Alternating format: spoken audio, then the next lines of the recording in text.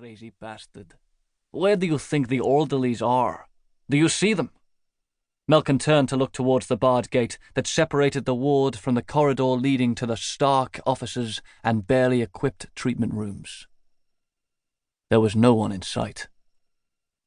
I tell you, Antronik continued, the cowardly bastards have licked it. That's fucking Kurds for you. But if we escaped... Malcolm grasped at another straw. What if... he escaped? As if reminded to check there was no immediate prospect of such an unthinkable event happening, they both turned to look down the other end of the ward. The gate to the purpose-built cell in the far corner was still locked, its single inmate clearly visible through the bars. Varig Denelian, known to them all as simply the Monster, was sitting on the floor. His back against the wall, head down, sunken eyes closed. His grey flannel-covered legs were stretched out in front, arms loose at his sides. To all intents and purposes, he was sleeping.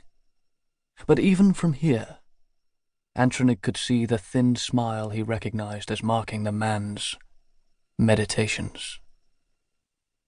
For a couple of seconds, the smile Antronik had stitched on his own face when the explosions resumed flickered and almost died.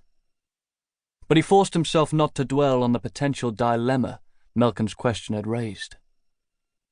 What did it matter?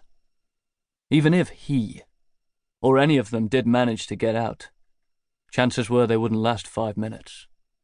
The Azerbaijanis roaming the countryside didn't care who they killed, and a mad Armenian was still an Armenian.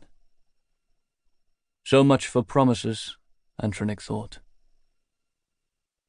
What do they care? He said, dismissing his friend's hope. The only thing on their mind is staying alive. They don't give a shit what happens to the likes of us, certainly not him. But I don't want to escape, Malcolm pleaded. I just want the noise to stop.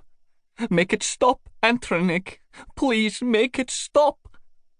With that, he curled himself into a ball and started to let out a long wail that Antronik knew heralded the wolf howls that always reminded him of the mountain forests outside Odzen, where he had grown up.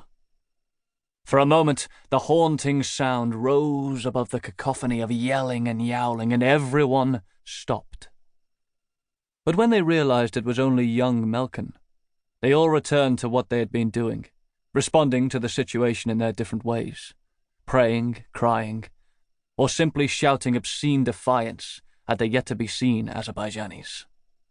Some had already retreated into themselves the way they did when the world around them became too much to bear, crawling back into their cots and wrapping themselves in the thin grey blankets that years of washing had made transparent. That's it, Malcolm, Antronik said, grinning down at his friend. Howl like the devil. That will stop them. But as he looked up, his gaze fell again on the cell at the far end of the room. A chill ran through him, and his mood changed. Though the monster's head was still bowed, the black eyes Antronik was sure were the devil's own were staring right at him, in a way he had only seen twice before. The first was just before that time he went for the new orderly. It was the young man's first day on the ward, and no one had taken the trouble to warn him properly. Or so they all thought at the time. It was only later that someone said that the man's mother was half Azerbaijani. They never saw him again. Word was, he never recovered. The second time was the day they were visited by some government inspectors. Unusually, one was a woman. She looked good for her age, and smelled nice in her neat grey suit and black shoes.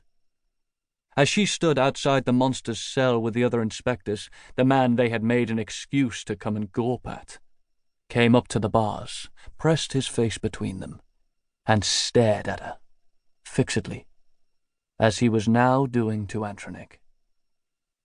Without him even saying anything, the woman fainted away and had to be carried out.